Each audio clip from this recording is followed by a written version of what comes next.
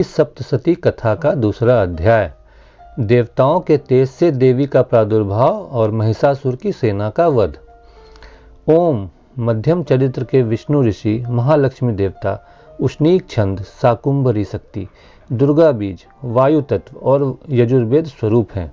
श्री महालक्ष्मी की प्रसन्नता के लिए मध्यम चरित्र के पाठ में इसका विनियोग है।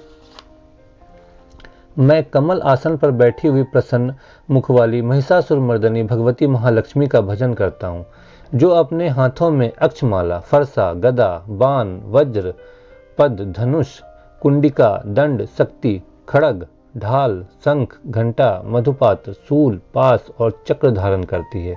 ऋषि कहते हैं, पूर्व काल में देवताओं और असुरों में पूरे 100 वर्षों तक घोर संग्राम हुआ था। उसमें असुरों का स्वामी महिषासुर था और देवताओं के नायक इंद्र थे। इस युद्ध में देवताओं की सेना महाबली असुरों से परास्त हो गई। संपूर्ण देवताओं को जीतकर महिषासुर इंद्र बन बैठा। तब पराजित देवता प्रजापति ब्रह्मा जी को आगे करके उस स्थान पर गए जहां भगवान शंकर और विष्णु विराजमान थे। देवताओं ने महिषासुर के पराक्रम तथा अपनी पराजय का यथावत वृतांत उन दोनों देवेश्वरों से विस्तार पूर्वक कह सुनाया। वे बोले, भगवान, महिषासुर सूर्य, इंद्र, अग्नि, वायु, चंद्रमा, यम, वरुण तथा अन्य देवताओं के भी अधिकार छीनकर स्वयं ही सबका अधिष्ठाता बन बैठा है। उस दुरात्मा महिष ने समस्त देवताओं को स्वर्ग से निकाल दिया है। अब वे मनुष्यों की भांति पृथ्वी पर विचरते हैं। दैत्यों की यह सारी करतूत हमने आप लोगों से कह सुनाई। अब हम आपकी ही शरण में आए हैं। उसके वध का कोई उपाय सोचिए। इस प्रकार देवताओं के वचन सुनकर भगवान विष्णु और शिव ने दैत्यों पर बड़ा क्रोध किया। उनकी भौएं तन गई और मुंह टेढ़ा हो गया। तब अत्यंत कोप में भरे हुए चक्रपाणी श्री विष्णु के मुख से एक महान तेज प्रकट हुआ। इसी प्रकार ब्रह्मा, शंकर तथा इंद्र आदि अन्य देवताओं के शरीर से भी बड़ा भारी तेज निकला। वह सब मिलकर एक हो गया। महान तेज का वह पुंज ज्वालमान पर्वत सा जान पड़ा।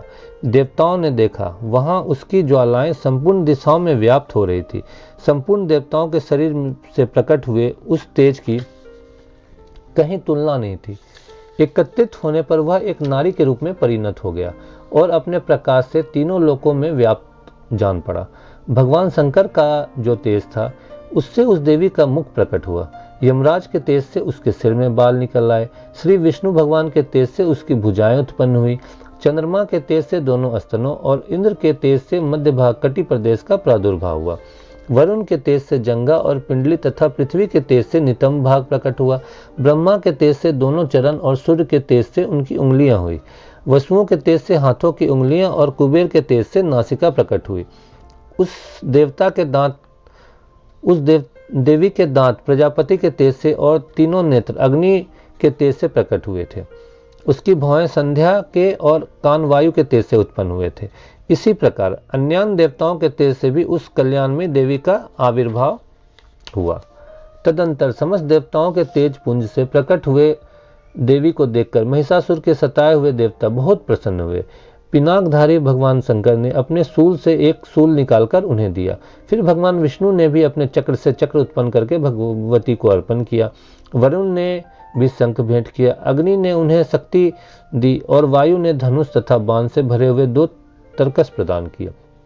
सहस्त्र नेत्रों वाले देवराज इंद्र ने अपने वज्र से वज्र उत्पन्न करके दिया और ऐरावत हाथी से उतारकर एक घंटा भी प्रदान किया।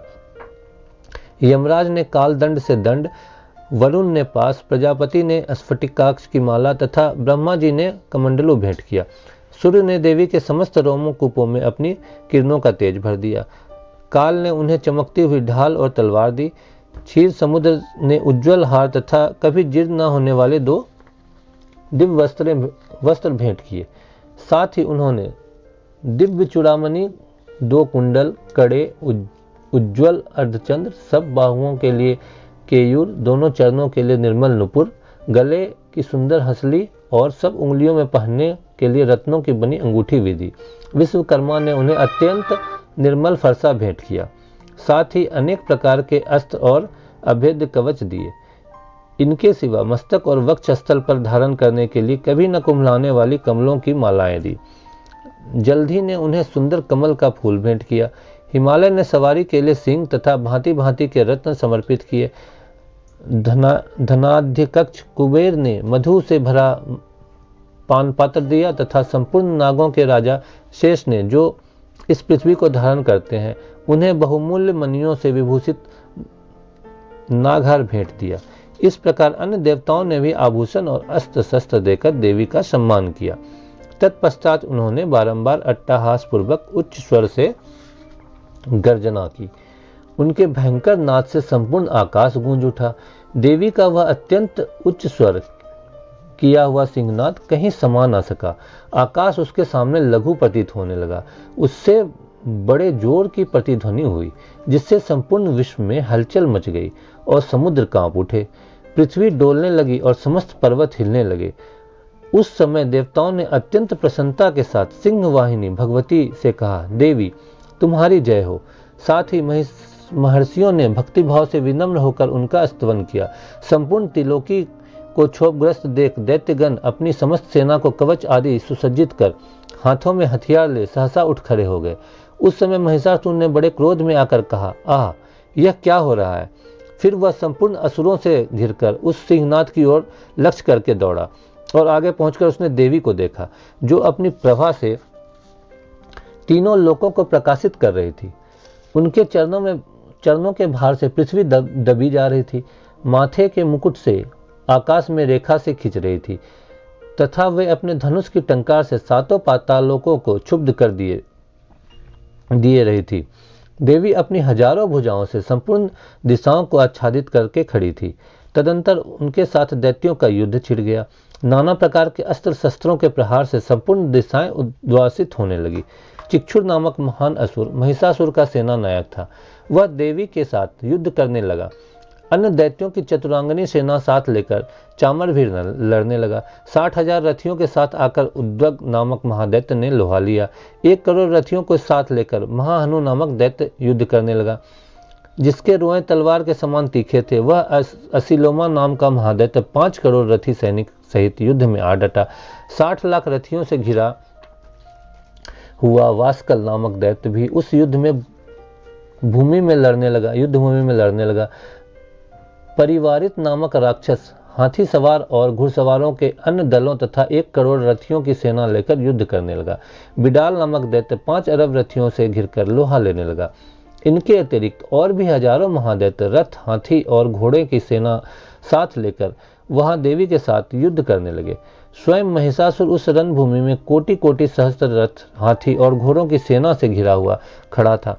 वे दैत्य देवी के साथ तोमर, भिंडीपाल, शक्ति, मूसल, खड़ग, परशु और पट्टिस आदि अस्त्र शस्त्रों का प्रहार करते हुए युद्ध करते रहे थे।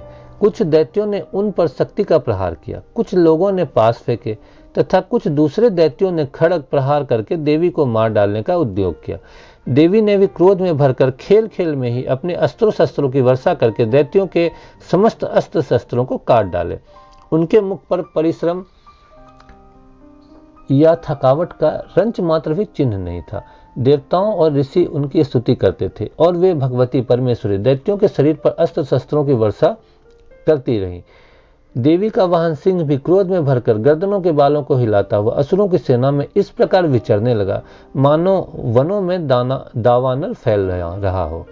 रणभूमि में दैत्यों के साथ युद्ध करती हुई अंबिका देवी ने जितने निश्वास छोड़े, वे सभी तत्काल सैकड़ों हजारों गणों के रूप में प्रकट हो गए और परशु, भिंडीपाल, खड़ग और पिट्टिस आदि अस्त्रों द्वारा असुरों का सामना करने लगे।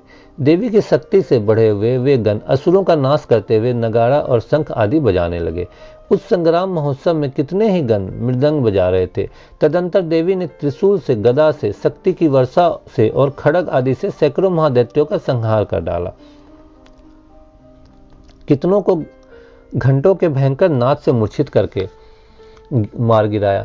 बहुतेरे दैत्यों को पास से बांधकर धरती पर घसीटा। कितने ही दैत्य उनकी तीखी तलवार की मार से 2-2 टुकड़े हो गए। कितने ही गदा की चोट से घायल हो धरती पर सो गए। कितने ही मूसल की मार से अत्यंत आहत होकर रक्त वमन करने लगे। कुछ दैत्य शूल से छाती फट जाने के कारण पृथ्वी पर ढेर हो गए। उस रानांगन में बाण समूहों की वृष्टि से कितने ही असुरों की कमर टूट गई।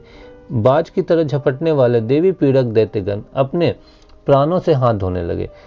किन्हीं की बाहें छिन्न भिन्न हो गई, कितनों की गर्दनें कट गई, कितने ही दैत्यों के मस्तक कटकर गिरने लगे। कुछ लोगों के शरीर मध्य भाग में ही विदीर्ण हो गए। कितने ही महादैत्य जांघें कट जाने पर पृथ्वी पर गिर पड़े। कितनों को ही देवी ने एक बाह, एक पैर और एक नेत्र वाला करके 2 टुकड़ों में चीर डाला। कितने ही दैत्य मस्तक कट जाने पर भी गिरकर फिर उठ जाते और केवल धड़ के ही रूप में अच्छे अच्छे हथियार हाथ में ले देवी के साथ युद्ध करने लगते थे। दूसरे कबंद युद्ध के बाजों की लय पर नाचते थे। कितने ही बिना सिर के धड़ हाथों में खड़ग, शक्ति और रिष्टि लिए दौड़ते थे तथा दूसरे महादैत्य ठहरो ठहरो यह कहते हुए देवी को युद्ध के लिए ललकारते थे। जहां वह घोर संग्राम हुआ था वहां की धरती देवी के गिराए हुए रथ, हाथी, घोड़े और असुरों की लाशों से ऐसी पट गई थी, वहां चलना फिरना असंभव हो गया था। दैत्यों की सेना में हाथी, घोड़े और असुरों के शरीर से इतनी अधिक मात्रा में रक्तपात हुआ था कि थोड़ी ही देर में वहां खून की बड़ी बड़ी नदियां बहने लगी। जगदम्बा ने असुरों की विशाल सेना को क्षण भर में नष्ट कर दिया। ठीक उसी तरह जैसे तृण और काठ के भारी ढेर को आग कुछ ही क्षणों में भस्म कर देती है, और वह सिंह भी गर्दन के बालों को हिला हिलाकर जोर जोर से गर्जना करता हुआ दैत्यों के शरीर से मानो उनके प्राण चुन लेता था। वहां देवी के गणों ने भी उन महादैत्यों के साथ ऐसे युद्ध किया जिससे आकाश में खड़े हुए देवतागण उन पर बहुत संतुष्ट हुए और फूल बरसाने लगे। इस प्रकार श्री मार्कंड पुराण में सार्वनिक मनवंतर की कथा के अंतर्गत देवी महात्म्य में महिषासुर की सेना का वध नामक दूसरा अध्याय पूरा हुआ। जय माता दी।